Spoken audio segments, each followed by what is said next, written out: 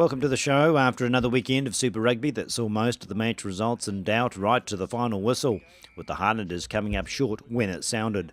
It was unlucky week 13 for the Force, who mounted a strong challenge against a weakened Chiefs lineup, but was still to be denied.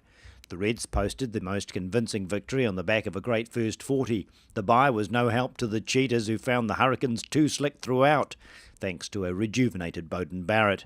A late rally by the Rebels threatened to spoil the Blues' night, but Rennie Ranger came up with a winning try, and Israel Folau did the same for the Waratahs when under pressure from the Stormers. A technical problem means we can't bring you a post-match interview from the Highlanders-Kings game, but we can run the try-scoring highlights, of which there are many. And Bandisa Moku, another pinpoint throw. Cornel Dupré in the middle of it all. The Kings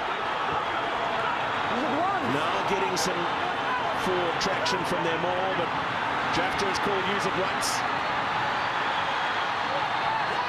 Watson had possession at the tail. His tackle's moved again. His tackle. That was very brave by the home side. They backed their systems. Bobby got a spot on the line out, has been good. Got some. If it's ruled that way, it's supposed to let go of the ball, then regather it to have another go. Yeah, he would be an open play, yeah, but he's allowed one reach. And if that's the reach that he scores on, because there's that ball going forward now. Too tight for me to call, I'm afraid. Well, body language of the Kings saying, well, we're not too sure. They're hanging around the 22-meter line. Yes, sure. I cannot find any reason not to award the try there. Thank you. Time back on try. So Luke Watson, the Kings captain, does have his first try. 30 minutes into the game. And Dimitri Katrakilis adds the extra 2 points and takes his tally for the season into triple figures. Stay on side. Is it out? Is it out? Is it out? Yep. And Slade with a clever chip kick over the top. Gathered by Gear. Slade again, Ioane.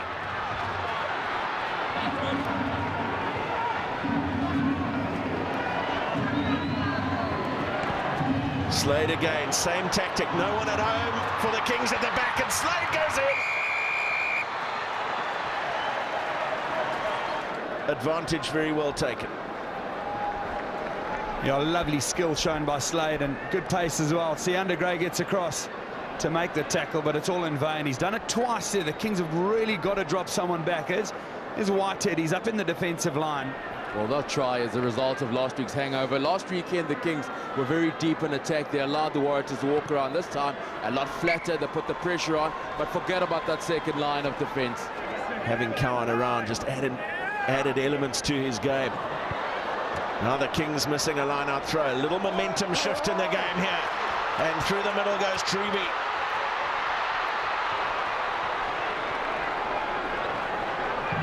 Smith. Hardy. Well, they're queuing up. Nemani went back to the inside. Was that the right call? Quick ball for Smith. Thorne. Brad Thorne is over. Out of the tackle from Colin Slade. Treby was going, he actually put the afterburners on there. He thought he could make it himself, but the gap out wide. Look at the strength of Brad Thorne. He brushes off would-be tacklers.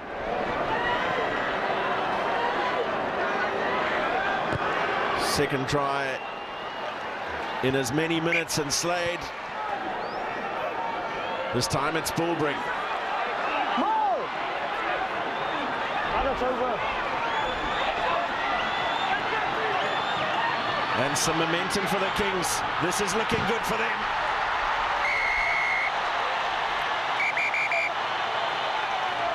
Watson celebrates. There he is. You'll see the elbow just sticking out in front of Seander Gray's leg. Okay. And he's over the line right there. Jason, Yes, Sean. you may award the try. Thank you.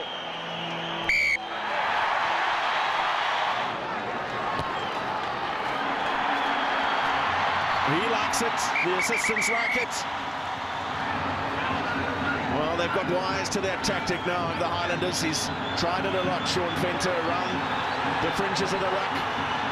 They are queuing up on the right here for the Kings. Katrakilis, Gates, Shirley, back to the inside with 3 men to his right.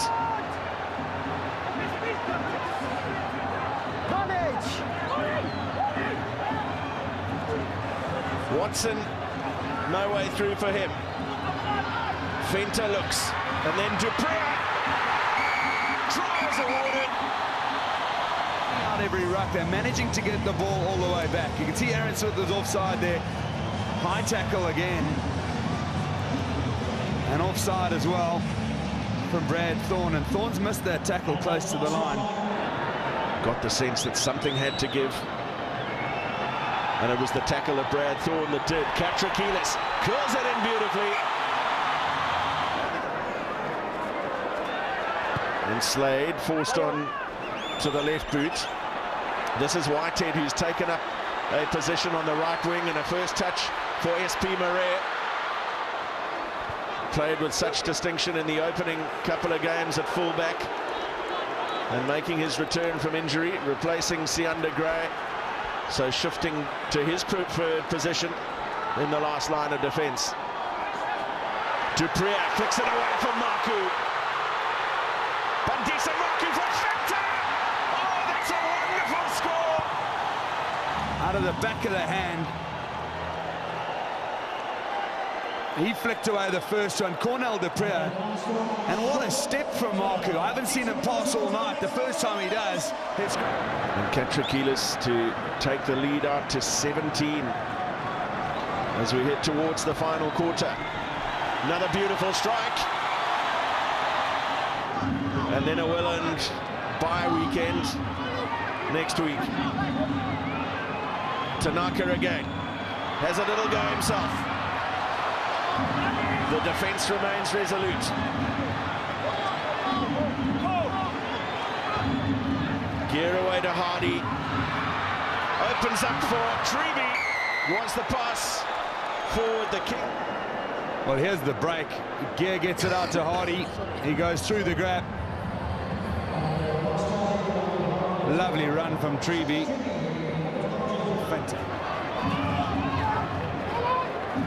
And Tanaka slipping away from one.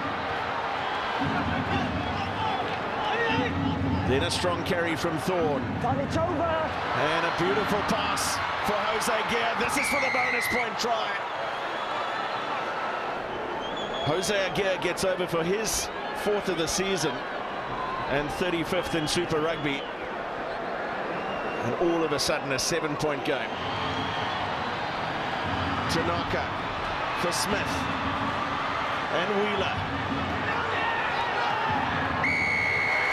And the Kings over the ball with a vital steal. That is it. Delight for Alan Solomons, Matt Sexton and the coaching staff.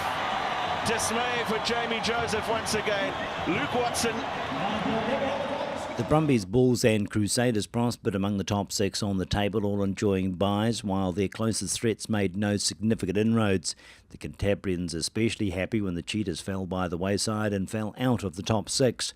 The South African franchise now leading the chasers, with the Waratahs and Hurricanes hanging on to playoff hopes with those essential wins. Despite having one of the best defences in the comp, the Stormers just don't score enough themselves, and it's costing them dearly. The Highlanders face the daunting task of dining in Pretoria next week, but will need to trade their wooden spoon for a cleaver if they want to survive the running of the Bulls. In the New Zealand Conference, the Derby games next week will be telling. Depleted Chiefs take on the high-flying Hurricanes, while the Blues and Crusaders go head-to-head, so all these positions could change in 7 days, all that is bar the Highlanders. The Brumbies just can't shake the Reds, but they can put paid to the Waratahs' hopes when they meet up in round 14. The Rebels maintaining the bragging rights among the also-rans. And in South Africa, the Bulls have breathing space they didn't expect and are firm favourites to win this conference now that the Stormers and Sharks are again underperforming on their southern tours. The Cheetahs need to get back on the horse before it bolts.